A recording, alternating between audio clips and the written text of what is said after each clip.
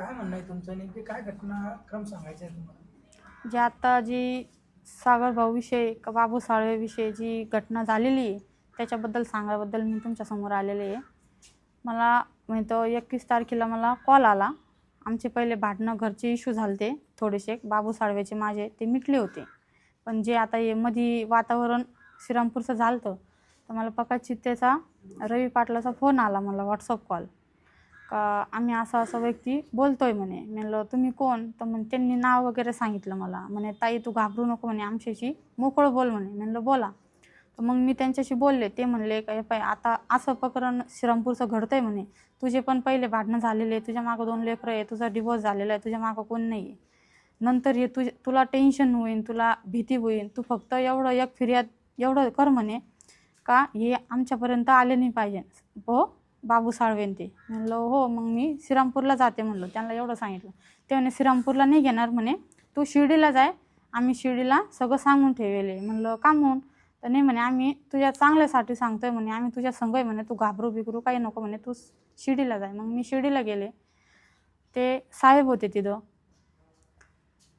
DSP. त्यांनी मग सांगितलं मला भारती साहेबांनी म्हणे काय आहे. मग मी त्यांना फिर्याद सांगितली की म्हणलं असं आहे, फक्त त्यांना वॉर्निंग द्या म्हणलं बाबू साळव्याला का मला काही तकलीफ झाली नाही पाहिजे आणि काहीच नाही म्हणलं, माझी काही दुसरी फिर्याद नाही म्हणलं. म्हणे ओ चालन म्हणे, ओके आम्ही हीच फिर्याद हे करू म्हणे, आम्ही त्याला वॉर्निंग देऊ म्हणे.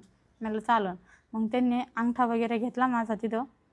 मग मी त्यांना सांगितलं म्हणलं याच्यात काय काय लिहिलेलं आहे. तर ते म्हणे तुला वाचता? म्हणलं नाही मला वाचता नाही येत. म्हणते आमच्यावर भरोसा ठेव म्हणे, तू काही टेन्शन घेऊ नको म्हणे, तू जाय म्हणे, आम्ही आमच्या हिशोबाने करतो म्हणे. म्हणलं हो चालन.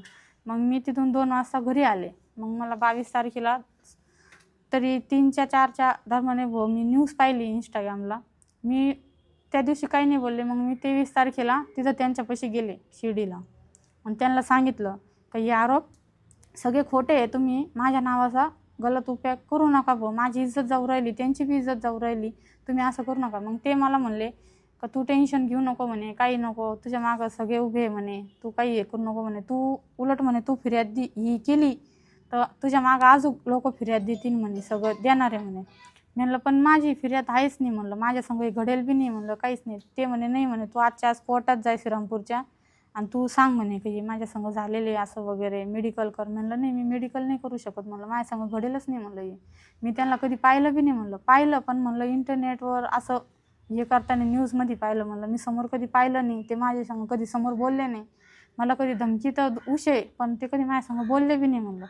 राहिला बाबू साळवेचा विषय, त्यांचे आमच्या पहिल्यापासून घर संबंध होते, ते झालतं आमचा फॅमिली इश्यू झालता थोडासा लग्नात, त्याच्यामुळे ते भांडणं मिटले होते, सगळं झालतं. पण हे जे त्यांनी टाकले हे आरोप सगळे खोटे. बाबू साळवे कुठले राहणार आहे? श्रीराम